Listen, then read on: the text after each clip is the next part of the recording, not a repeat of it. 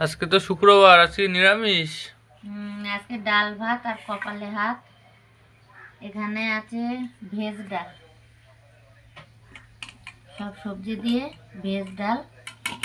এখানে আছে আলু পোস্ত আর বেগুন ভাজা। সিম্পল রান্নাবান্না, আজকে শুক্রবারে নিরামিষ। চলো খেতে দিয়ে দিই।